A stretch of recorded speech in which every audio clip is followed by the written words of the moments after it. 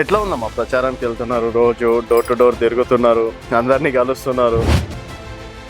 మీరే ఉండాలి, సర్పంచ్గా ఉండాలని ప్రజలు కూడా అంటున్నారు, విశ్వాసంతో అంటున్నారు. ప్రతిరోజు జనాల లోపల ఉంటారా, లేకపోతే ఇప్పుడు ఎన్నికలు ఉన్నాయని చెప్పేసి? ప్రతిరోజు జనాల మధ్యలో ఉన్నాం. సో టీచింగ్ ఫీల్డ్ నుంచి పొలిటికల్ ఫీల్డ్ సార్ చాలా అంటే డిఫరెంట్ ఉంటుంది.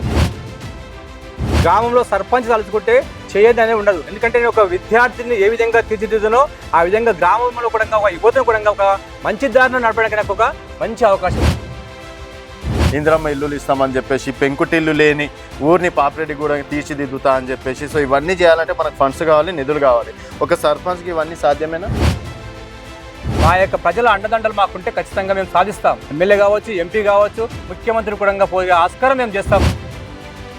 అంటే వస్తుంటే జనాలు చెప్పిండ్రు, అన్న ఇక్కడ మాకు రోడ్ అయితే బాగుంటుంది, ఇక్కడ డ్రైనేజ్ వ్యవస్థ బాగాలేదన్న, ఇక్కడ కొన్ని చోట్ల నీళ్ళు రావట్లేదన్న అని చెప్పేసి, ఆ సమస్యల్ని పరిష్కరిస్తారా?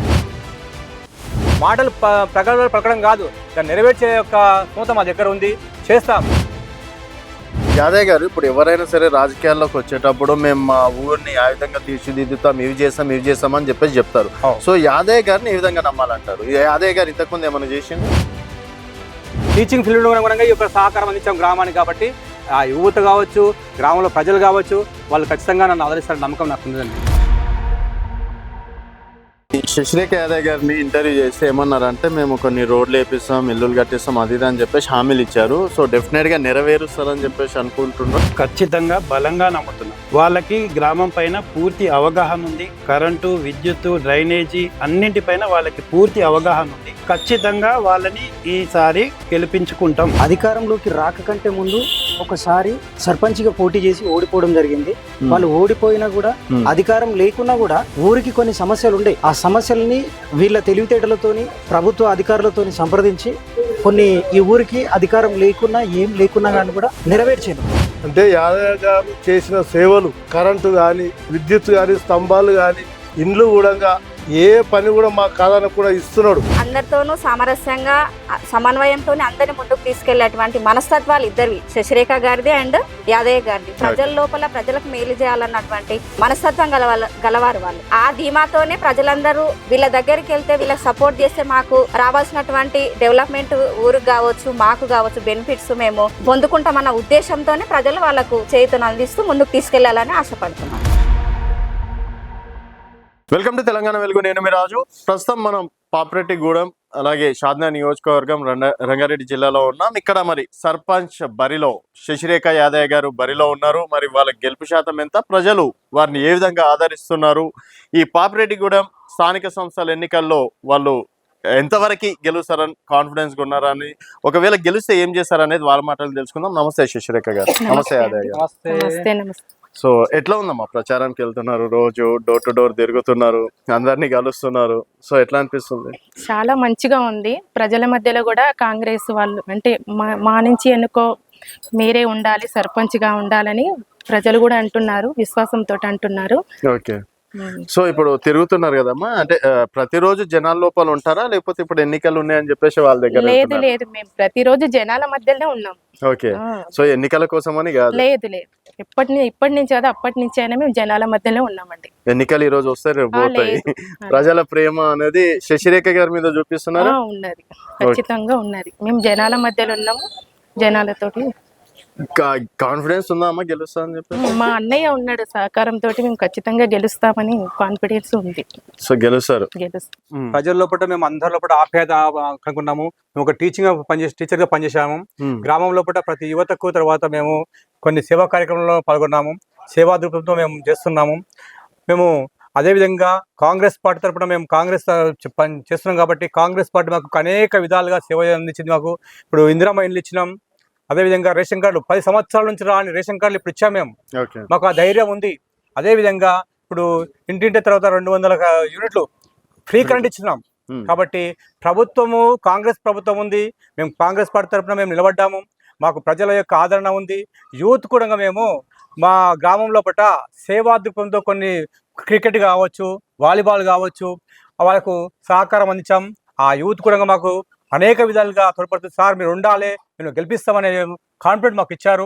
అదేవిధంగా గ్రామంలో ఇప్పుడు సీసీ రోడ్లు కావచ్చు, ఇంకా తర్వాత 14 సంవత్సరాల నుంచి 30 సంవత్సరాల నుంచి కాని పనులు కూడా మేము 4-5 రోజుల్లో మా యొక్క సహకారం అందించి మా గ్రామ ప్రజలు యువత అందరు కూడా కలిసి ఎమ్మెల్యే గారు కోరాము. అదేవిధంగా మాకు 4-5 రోజుల్లో కూడా కరెంటు కూడా మాకు చేయడం జరిగింది. ఇంకా మాకు ఇందిరమ్మ ఇండ్లు ఎవరికైతే రాలేదో అది కూడా 100 ఇండ్లు ఇవ్వడానికి మేము రెడీగా ఉన్నాం. ఏ నిరుపేద కూడా మా గ్రామం లోపల పెంకుటిల్లు ఉండకూడదు అనే నిర్ణయం మేము కాన్సెప్ట్ పెట్టుకున్నాం. మా గ్రామం కూడా ఒక ఆదర్శ గ్రామంగా తీర్చిదిద్దాలని మాకు ఒక సంకల్పం ఉంది. ఆ సంకల్పం నెరవేర్చడానికి మేము మీ యొక్క అమూల్యమైన ఓటును మేము ఖచ్చితంగా మా యొక్క ఏమని ఉంగరం గుర్తు కేసు మనం గెలిపించాలని కోరుతూ గ్రామ ప్రజలకు వినిపిస్తున్నాం. మేము అయితే ఇది ఎన్నికలకు ముందు కేవలం ఎన్నికలు వస్తున్నాయని చెప్పేసి చేపించారా, లేకపోతే ఊరిని చేపియాలని? లేదు, ఎన్నికలకు ముందే మా ఊరు ఆదర్శ గ్రామం కావాలి, మా యొక్క పాఠశాలలు కావచ్చు, మా యొక్క విద్యా విధానం లోపల ఒక మార్పు కూడా తేవాలని మేము నిర్ణయించుకున్నాం. సో టీచింగ్ ఫీల్డ్ నుంచి పొలిటికల్ ఫీల్డ్ సార్ చాలా అంటే డిఫరెంట్ ఉంటది. ఎట్లా అనిపిస్తుంది? అంటే టీచింగ్ ఫీల్డ్ బెటరా లేకపోతే పొలిటికల్? టీచింగ్ ఫీల్డ్ కు ఒక చిన్న పిల్లలకు చెప్తాము ఏ విధంగా చేస్తాము, అనగా ఒక విద్యార్థులు ఏ విధంగా తీర్చిస్తాము, మట్టిలో మాణిక్యాన్ని ఏ విధంగా తయారు చేస్తామో మా ఊర్లో కూడా ఎంతో మంది యువత ఉన్నారు. ఆ యువతకు తర్వాత నిరుద్యోగులుగా ఉన్నారు. వాళ్ళకు కూడా ప్రోత్సాహం కల్పించడానికి మేము సకల ప్రయత్నం చేయడానికి మేము చూపిస్తున్నామండి. అంటే ఒక సర్పంచ్ సాధించుకుంటే అనుకుంటే మీరు అన్నట్టు ఈ పనులన్నీ చేయగలుగుతారా కరెక్ట్ చేస్తే? మాక్సిమం తర్వాత మేము గ్రామంలో సర్పంచ్ తలుచుకుంటే చేయదు అనేది ఉండదు. ఎందుకంటే నేను ఒక విద్యార్థిని ఏ విధంగా తీర్చిదిద్దునో ఆ విధంగా గ్రామంలో కూడా ఒక యువతను కూడా ఒక మంచి దారిలో నడపడానికి నాకు ఒక మంచి అవకాశం అండి నాకు. ఓకే, సో గెలుస్తారని నమ్మకం ఉంది? ప్రజల యొక్క మనసును చురగొన్నప్పుడు ఖచ్చితంగా గెలుస్తామని నమ్మకం మాకు ఖచ్చితంగా ఉందండి. ఓకే, అంటే మీ వెనక ఎవరు ఉన్నారు? అంటే ఏదో ఒక ధైర్యం ఉంటేనే కదా సార్ మనం మీరు హామీలు ఇచ్చారు కదా, 100 ఇందిరమ్మ ఇల్లులు ఇస్తామని చెప్పేసి, పెంకుటిల్లు లేని ఊరిని పాపిరెడ్డి కూడా తీర్చిదిద్దుతా అని చెప్పేసి. సో ఇవన్నీ చేయాలంటే మనకు ఫండ్స్ కావాలి, నిధులు కావాలి. ఒక సర్పంచ్కి ఇవన్నీ సాధ్యమేనా? సర్పంచ్కి సాధ్యం అవుతుంది. మా యొక్క ప్రజల అండదండలు మాకుంటే ఖచ్చితంగా మేము సాధిస్తాం. ఓకే, మరి ఎమ్మెల్యే కావచ్చు, ఎంపీ కావచ్చు, ముఖ్యమంత్రి కూడా పోయే ఆస్కారం మేము చేస్తాం మా ఊరికి. ఎందుకంటే ఆదర్శ గ్రామం కావాలంటే సకల నిధులు కావాలి మాకు. ఆ నిధులు కావాలంటే మా యొక్క ప్రజల అండదండలు మాకు ఉంటే, సహకారం ఉంటే ఖచ్చితంగా సాధిస్తామండి. సో ఎమ్మెల్యే అండదండలు మీకు ఉన్నాయని చెప్పేసి విన్నాము. సో అది చివరి వరకు ఉంటుందా మీరు గెలిచిన తర్వాత అయినా? లేదు, ఎమ్మెల్యే అండదండలు లేకుండా ప్రజల యొక్క సహకారం నాకుంటే ఎమ్మెల్యే కాదు, ఎంపీ కూడా మేము పోవడానికి ఆస్కారం ఉందండి మా ఊర్లో. సో అంటే సమస్యలు ఉన్నాయి కదా సార్, కొన్ని సమస్యలు ఉన్నాయి, కొన్ని డ్రైనేజ్ వ్యవస్థ కావచ్చు, సిసి రోడ్లు కావచ్చు. అంటే వస్తుంటే జనాలు చెప్పిండ్రు అన్న ఇక్కడ మాకు రోడ్ అయితే బాగుంటది, ఇక్కడ డ్రైనేజ్ వ్యవస్థ బాగాలేదన్న, ఇక్కడ కొన్ని చోట్ల నీళ్ళు రావట్లేదన్న అని చెప్పేసి. ఆ సమస్యల్ని పరిష్కరిస్తారా? ఖచ్చితంగా అండి. ఎందుకంటే ప్రజల్లో కూడా పోయేటప్పుడు మేము చూసాం 10 సంవత్సరం నుంచి కాని పని కూడా మీ నుంచి అయితే సార్ మీ యొక్క ఆస్కారం మాకు కావాలని ప్రజలు కోరుకుంటున్నారు. ఇది ఒక చిన్న విషయం అండి. మా గ్రామంలో అంబేడ్స్ ఉన్నాయి, పడకలు ఉంది. ఆ పడకలకు మేము పోతూ ఉంటాం, మా శివయ్య గారు మేము తర్వాత అప్పుడప్పుడు పోతుంటాం. పోయినప్పుడు చూస్తుంటే ఆ డ్రైనేజ్ మొత్తం కూడా నీళ్లు పడిపోతుంటాయి.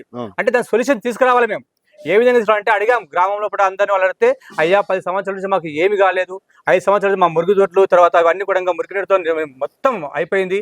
అంటే అది కాదమ్మా, సరే మీకు వచ్చే నిధులు మీకు రాకపోవచ్చు, ఎలక్షన్ తర్వాత మేము ఖచ్చితంగా దాన్ని సాధిస్తాం, మీకు ఇల్లు లేకపోయడంగా ఇల్లు ఇచ్చి మేము దాన్ని చేసే పరిష్కారం చేస్తామనే ఒక హామీ ఇచ్చాము. ఆ హామీలు కూడా మాటలు ప్రగల్భాలు పలకడం కాదు, దాన్ని నెరవేర్చే యొక్క సొంత మా దగ్గర ఉంది, చేస్తాం. మా మా యొక్క యువకులు కావచ్చు, తర్వాత యువతులు నాకు మొత్తం సహకారం ఇచ్చిండ్రు.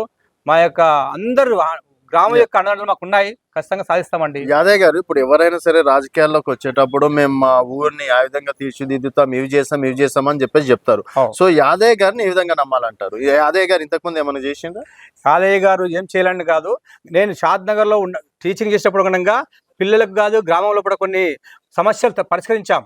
రోడ్లు కావచ్చు, తర్వాత గుడులు కావచ్చు, కొన్ని మనము సహకారం అందించాం. అంటే మేము టీచింగ్ ఫీల్డ్ కూడా ఈ యొక్క సహకారం అందించాం గ్రామానికి. కాబట్టి ఆ యువత కావచ్చు, గ్రామంలో ప్రజలు కావచ్చు, వాళ్ళు ఖచ్చితంగా నన్ను ఆదరిస్తారని నమ్మకం నాకు ఉందండి. సో ముఖ్యంగా మీరు సర్పంచ్ రేపటి నాడు గెలిస్తే చేయబోయే 3-4 పనులు ఏందనుకోవచ్చు? అంటే ఏం మా హామీ ఇస్తారు? ఎందుకంటే సార్ ఇప్పుడు మనం ఇది అనేది ఆన్ రికార్డే ఉంటది. సో ఆ వీడియో రేపటి నాడు కూడా మీకు తెచ్చి చూపిస్తారు కూడా జనాలు, ఏమి యాదయ్య గారు ఆ రోజు వీడియోలు ఇట్లా మాట్లాడారు, మరి మా పని లేదని. సో అట్లాంటిది ఏమైనా హామీ ఇస్తారా తెలంగాణ వెలుగు ఛానల్ కి? ఖచ్చితంగా మా గ్రామంలో పట్ల కొంతవరకు యువతను తర్వాత నిరుద్యోగ సమస్య ఖచ్చితంగా తీరుస్తాం. ఓకే, ఒకటి. తర్వాత ఏంటంటే గ్రామంలో పడ ఇండ్లు, ఇందిరమ్మ ఇండ్లు కావచ్చు, తర్వాత వాళ్ళకి అనుకూలంగా తర్వాత ఎవరైనా పెంకుటిల్లు ఉండగా సార్ మాకు ఇల్లు కావాలి అని ఎవరైతే మా దగ్గరకు వస్తే ఖచ్చితంగా కాదనమండి, అది ఖచ్చితంగా ఇస్తాం. కరెంటు కొంతమంది కరెంటు బిల్లు కూడా తర్వాత 200 యూనిట్లు ఉంది కదా, అంత కొంతమందికి వస్తలేదు. ఆ కరెంటు కావచ్చు ఇంకా మేము ఖచ్చితంగా ఆ అందరికీ సహకారం అందినట్టు ప్రభుత్వం నుంచి వచ్చే ప్రతి ఒక్క పనులు కానీ ప్రతి ఒక్క ఇంటికి అందేటట్టు మేము సహకారం ఖచ్చితంగా చేస్తామండి. ఓకే సార్, ఈ 3 మేజర్ ఖచ్చితంగా పనులు అనేది పక్కా చేస్తారు. పక్కా చేస్తామండి. అండ్ సార్, విద్యార్థులు ఆల్రెడీ మీరు టీచర్ కాబట్టి మీకు విద్యా వాల్యూ అనేది అందరికన్నా ఎక్కువ మీకే తెలుస్తుంది. సో మరి ఇక్కడ ఉన్నటువంటి నిరుద్యోగుల కోసం చిన్న లైబ్రరీ లాంటిది స్కూల్ కు ఏదన్నా ఆల్రెడీ లైబ్రరీ కడుతున్నాం సార్. ఓకే, లైబ్రరీ ఖచ్చితంగా నిర్మాణం అవుతుంది. మా యొక్క గ్రామ పంచాయతీకి అప్పుడు నిధులు రాకపోయినా మా ఎమ్మెల్యే గారు వచ్చిన తర్వాత మాకు గ్రామ పంచాయతీకి ఒకటి అంగన్వాడీ ఇచ్చాడు. అంగన్వాడీ ఇచ్చారు, తర్వాత మన లైబ్రరీ ఇచ్చారు. ఆ లైబ్రరీ కూడా పూర్తి నిర్మాణంలో ఉంది. ఇప్పుడు పూర్తి కంప్లీట్ అయిన తర్వాత లైబ్రరీ గ్రామానికి కావాల్సిన లైబ్రరీ వ్యవస్థ కూడా మేము ఏర్పాటు చేస్తాం ఖచ్చితంగా అది. Okay sir. సో మీరు అంటే ఇక్కడ ఉన్నటువంటి విద్యార్థుల కోసం మీరు టీచింగ్ మళ్ళీ చెప్పడానికనే సిద్ధమే. ఒకవేళ ఒక ఉపాధ్యాయుడు తన యొక్క విధి నిర్వహణలో చేయకపోతే ఖచ్చితంగా ఆ క్లాస్ తీసుకునే సమస్య నాకు లేకుండా కూడా చేస్తాను ఖచ్చితంగా. హామీ ఇస్తున్నాను. విద్యార్థులు మా ఊళ్ళో ఉన్న విద్యార్థులు ప్రైవేట్ స్కూల్ కు అనుగుణంగా మేము సహకరిస్తాం. సో దానికి ధీటుగా మీరు విద్యార్థులను తీర్చిదిద్దుతారు ఖచ్చితంగా.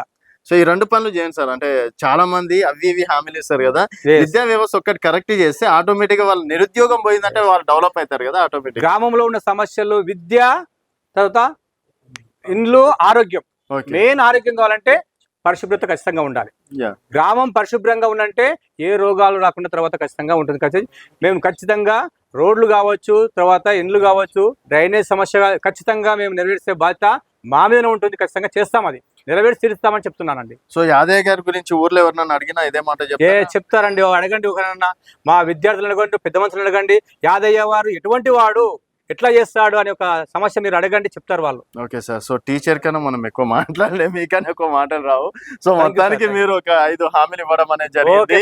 ఇందిరమ్మ ఇల్లులు కట్టిస్తా అన్నారు, 100 ఇల్లులు కట్టిస్తా అన్నారు సార్. లెక్క పెట్టుకుంటాం మేము రేపు కూడా. సెకండ్ వన్ వచ్చేసి లైబ్రరీ కావచ్చు, నిరుద్యోగ వ్యవస్థ మీకు అంటే ఎంతవరకు మీ పరిధిలో ఉంటుందో అంతవరకు చేస్తా అన్నారు. తర్వాత అన్ఎడ్యుకేటెడ్ ఉన్న వాళ్ళకి కూడా, ఎందుకంటే చిన్న చిన్న సమస్యలు ఉంటాయి, వాళ్ళకి అర్థం కాదు, అవగాహన ఉండదు. సో అవి కూడా వాళ్ళని తీర్చిదిద్దుతా అన్నారు. అండ్ విద్యార్థుల కోసం టీచర్ రాకపోయినా మీరు ఆ రోజు టీచర్ గా ఒక టీచింగ్ కూడా చేస్తా అన్నారు. అండ్ ఆరోగ్యం విషయంలో చెప్పలేరు సార్? ఆరోగ్య విషయంలో మా ఊరికి ఏమన్నా ఇప్పుడు నిన్న మొన్న మాకు పశువుల దాకా లేకుండా సార్, మేము ఏం చేసినామో తెలియదు కానీ అక్కడ పశువుల దాకా ఏర్పడింది. దాని నిర్మాణం క్లీన్ గా లేదు. కొంతవరకు మేము దాన్ని మంచి చేసే ప్రయత్నం చేస్తాం. Okay sir. సో హెల్త్ పరంగా కూడా క్యాంపులు పెట్టిస్తారా అప్పుడప్పుడు మీ గ్రామ ప్రజలకు చేస్తాం. ఇప్పటికే 30-40 ఇళ్ళు కూడా ఇచ్చాం సార్ మేము. ఇంకా ఎవరికి లేకపోయినా ఇచ్చే ప్రపోజల్ మేము తీసుకొస్తాము, లేకపోయినా కొట్లాడతాము, తీసుకొస్తాం. అది మా బాధ్యత.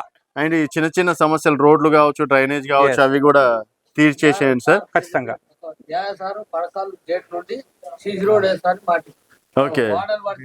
బీటీ రోడ్ వేస్తున్నాం సార్. ఇప్పుడు ఆల్రెడీ శాంక్షన్ చేయించాము.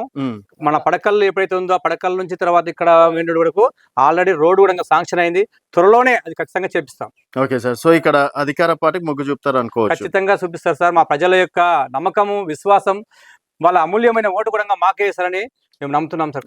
గుర్తు సార్? గుర్తు మాది ఉంగరం గుర్తు సార్. మాది ఉంగరం గుర్తు. ఈసారి గెలుస్తుంది అయితే. Yeah sir, thank you sir. Thank you so much. Thank you Shashirekha గారు.